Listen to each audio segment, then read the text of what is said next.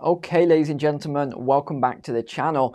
And in today's video, we are going to look at what's actually happening in the UK. So this is going to be a UK focused video, and we're going to be focusing on the poverty levels and this report that has just come out from the FCA, the Financial Conduct Authority.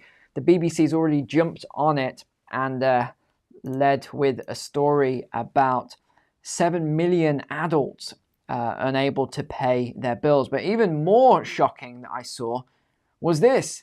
This lady's eating dog food instead. Not this lady, but it's talking about a lady that's eating dog food because she cannot afford to buy real food. Staggering. I was going over the report today and going over, and it was interesting that they didn't give the statistics.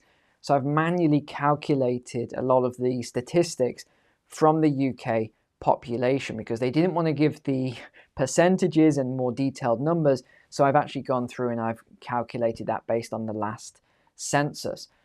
But overall, what we're seeing at the moment is huge poverty levels. They've improved a little bit from last year, but the debt levels have increased, the savings levels have plummeted, which is in line with what we would expect when we have high levels of inflation. And even though the media has been saying that, it's going away and everything's going back to normal, no, this is just called disinflation. It doesn't mean that prices are going back to normal. We're just seeing inflation increasing at a lower pace than before. But let's go through a couple of these articles then. So this is from the BBC. More than 7 million adults still struggling to pay their bills, a survey finds. The survey suggests 1 in 9 adults, so 5.5 million people, had missed a bill or credit payment in the 6 months to January 2024. So that's quite a lot of people. But this is where we'll go through the report in more detail. Meanwhile, 26% had resorted to working more hours or working overtime or taking a second job or starting a side hustle to earn extra money. I mean, every way you could possibly earn extra money, that is what's going on. A quarter of adults here. Some 12% had gone without meals because they could not afford them, the survey found. This still, I still, even though I've been tracking this for the last few years and forecasting this for the last few years, it's still really bizarre to me. And this is why I often, like I was talking about yesterday, I go into public so much.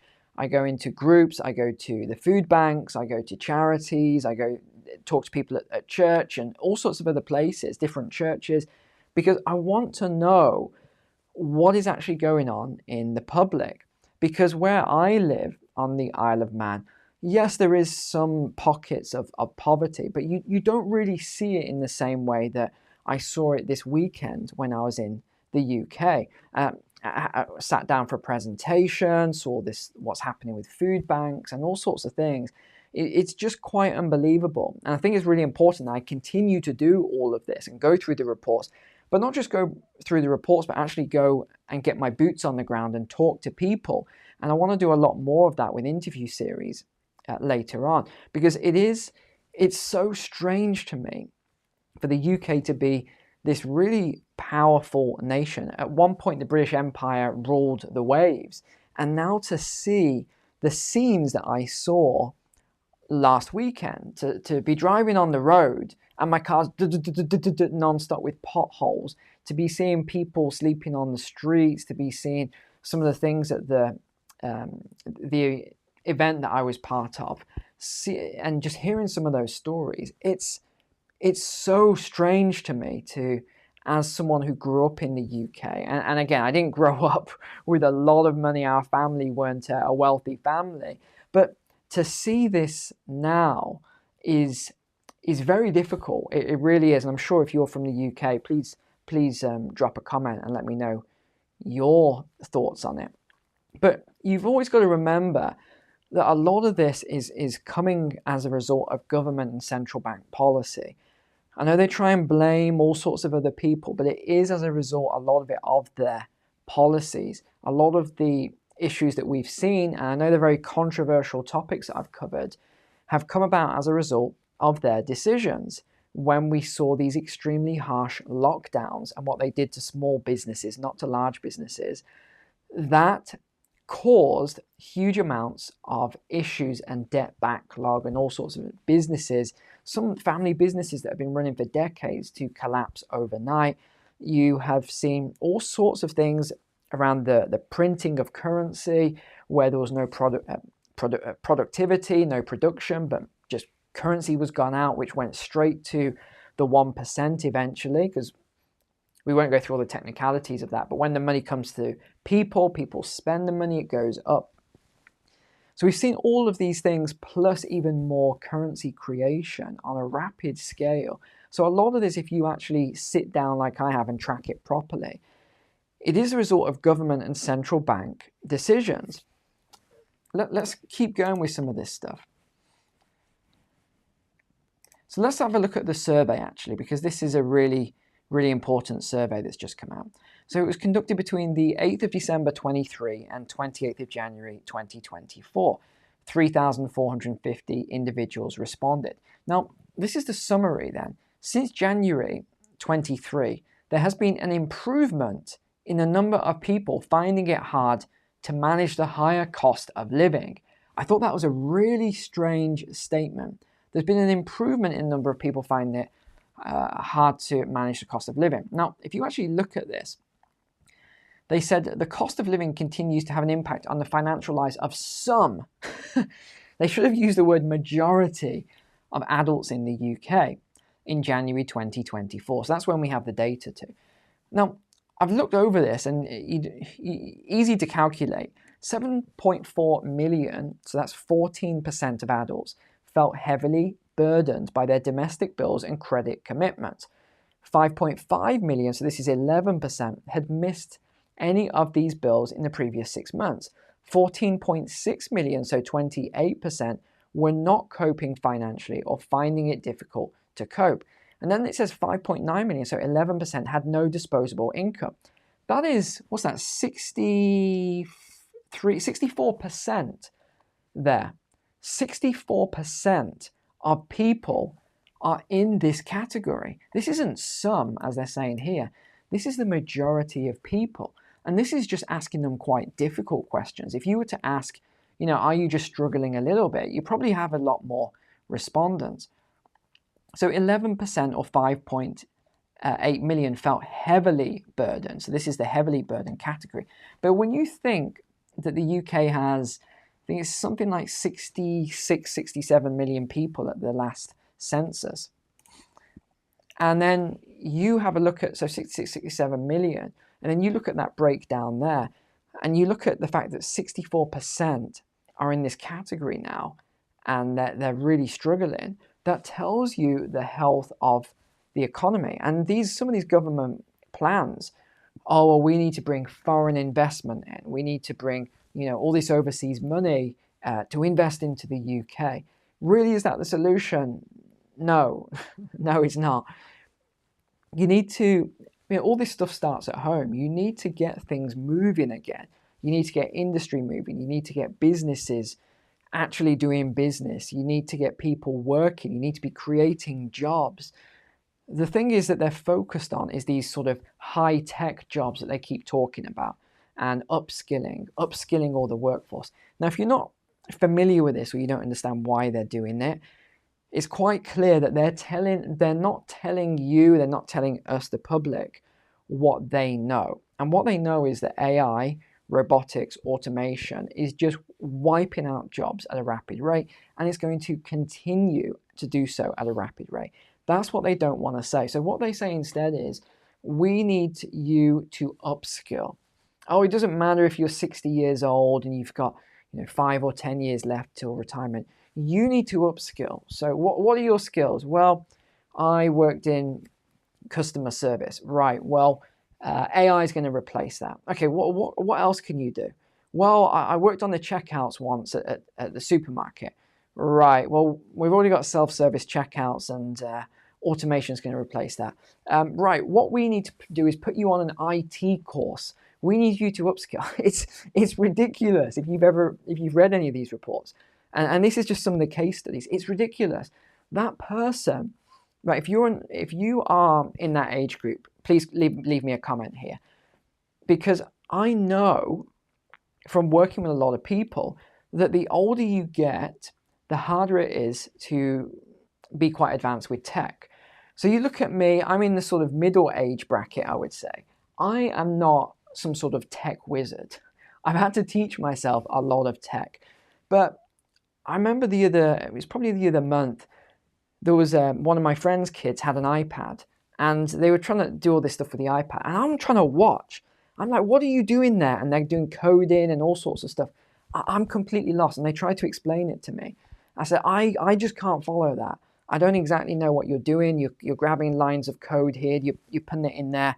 And then they created this thing. And I'm like, how on earth did you just create? I can't follow it. So the older you get, the harder it is to do tech. That's why older people find it difficult to do online banking. Why I've said that I didn't like how they had moved everyone onto online banking and destroying bank branches and things like that. So these plans that they've put in place, they're really designed for, and we'll come on to the documentary this weekend, the 15-Minute Cities documentary. It's going to be very interesting, I think. It's designed for these plans of the future. That's why they say, you'll own nothing and be happy, etc., 2030. And then they talk about in that segment, those people who got left behind because they weren't willing to upskill, they weren't willing to. That is what it's all about. And this is only going to get worse. I just don't see a solution. Look at the poverty levels that we're seeing already with all of this. And then they try and show you, I'll look at last year, Jan 23, and look at this year, Jan 24. It was much worse. Yeah, it was much worse because inflation was crazy. And they're trying to say that wages have caught up now, but they haven't. The data shows that the wages just haven't. We're going to see if we can find some wage data, actually. But the wages really haven't caught up. Even when we start looking at actions taken due to the rising cost of living, and we look at 23, which is the green, the light green turquoise here, and then we've got the dark green here. What has actually happened? Well, people are spending less or working more to make ends meet. So over a year, you're not just going to, let's think through this rationally and logically. You're not just going to give up paying bills, right? You've got bills, so you start cutting luxuries out and you start cutting back on things. Normally I get this brand of food or drink. Well, let me go for the supermarket own brand because it's a lot cheaper. Okay, now let me cut this, let me cut that. Let's turn off more light switches. Let's not put the heating as high. There's only so much you can cut back on. And then once you've done it, you settle into that new lifestyle. So then when we start looking at these charts, it makes a lot more sense. So last year, people were doing a lot of these things. Now this year, they're settling in. But look, this should be half of what it is here because you've already made those decisions last year. So this year, to still be making those decisions shows that people are still struggling. Now, here's another one, and this links in with this article, which we'll link to in a moment. Patients in England to be offered daily pill that can halve migraine frequency. So this all is interlinked. 43%, look at this figure, 43% here, let's just put this in bold, suffered anxiety or stress.